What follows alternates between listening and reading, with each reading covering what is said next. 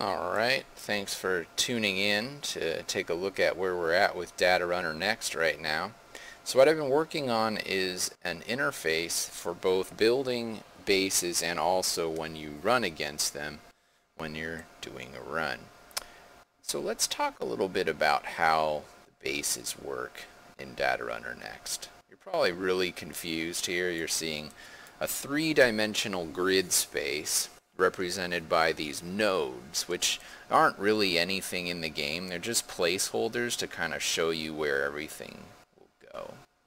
So what we're going to do is we're going to think about building our base in an organized fashion here. We're going to start off on this level. I'm going to call this the top level.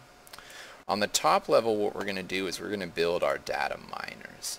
Now, each data miner is of one of the 5 corporations. I call them vanilla corps for reasons you'll learn about as datarunr next evolves. But the first one we're looking at here is a corp called sec for security.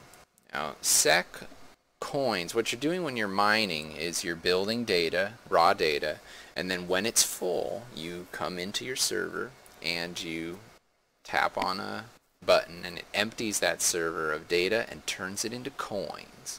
And these coins you have to hold on to in your inventory until you have enough coins to pay sec for an upgrade you'd like to buy from them.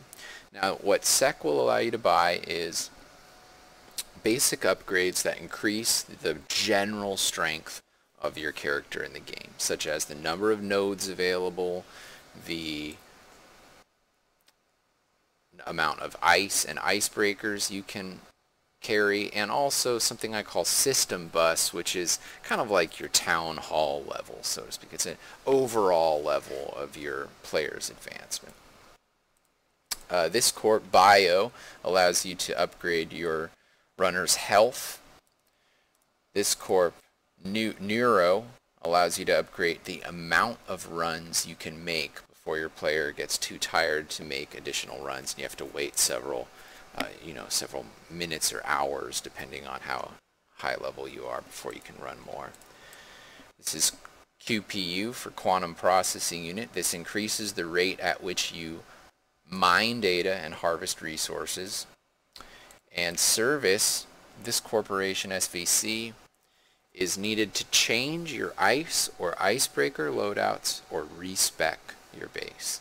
So let's start off by mining some security, some SEC. Let's go ahead and build some miners here. And we're going to fill this whole level up with miners, so we're going to have 9 of them here. And building these things will be free.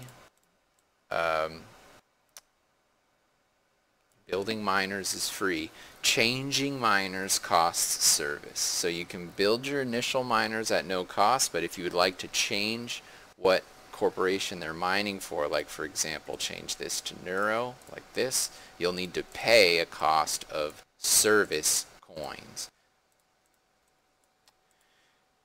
Alright, so we've got our mining layer is complete.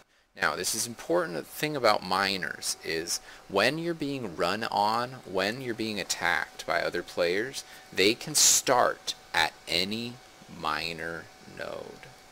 Okay, so let's just keep that in mind now as we proceed forward. Now, our next layer is going to be some of our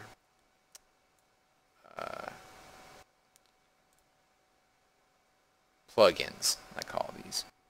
So once we're ready to begin leveling up our character, we will build different plugins here.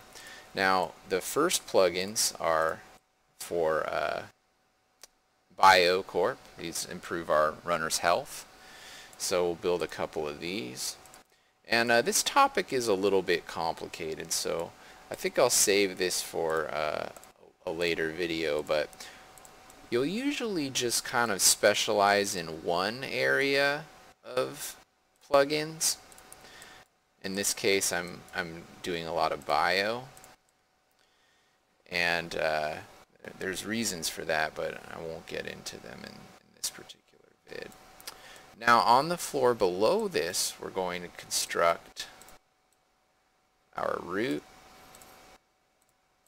I can't build it yet because it must be adjacent to an existing node. So let's go ahead and build a storage here.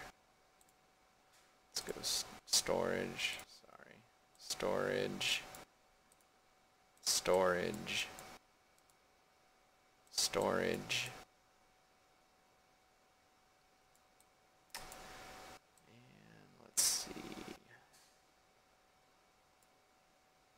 Build this out strategically here. Let's make another storage here, and let's put our root access here. Alright. This is about, you know, we would need more, let's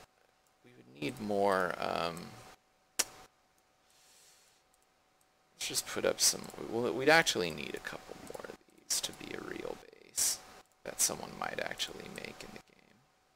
Okay, great.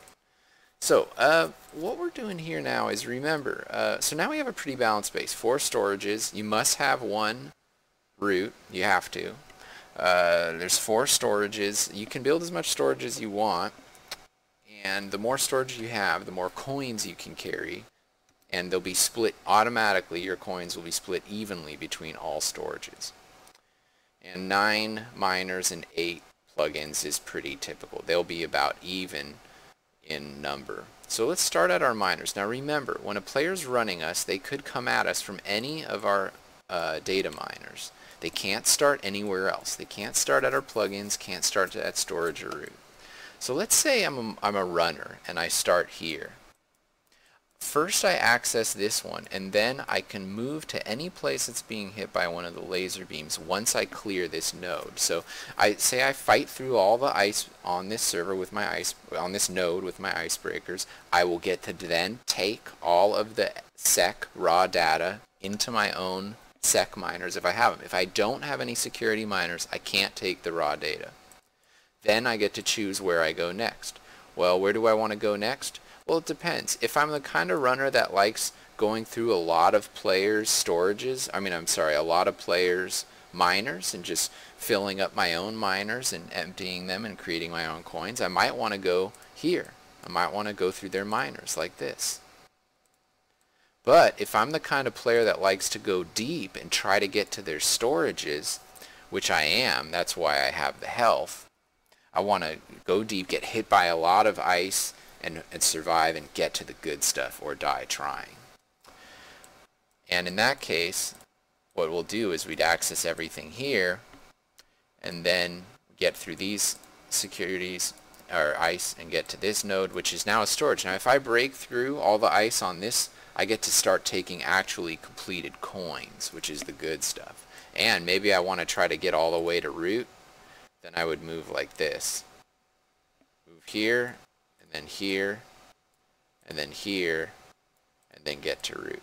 Now as you can imagine, players are equipped with enough ice to beat anyone in their class, in their system bus class. And when you're higher system bus than another player, you'll down level to his system bus level. So a player will always have enough ice to beat any runner, but the player can only put so much ice on each node. So it all depends on how the player designs his defense, and you will eventually learn a player's defense if you keep running against him enough.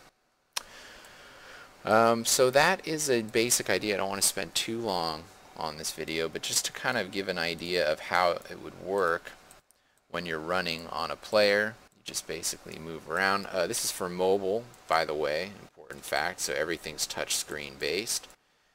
I'm testing it regularly on an iPhone 5, runs perfectly smooth, looks just like this, looks great. Actually, it looks a little better on the iPhone because the resolution looks a little sharper on the small screen. But thanks for tuning in, and there'll be more videos coming up as we proceed through.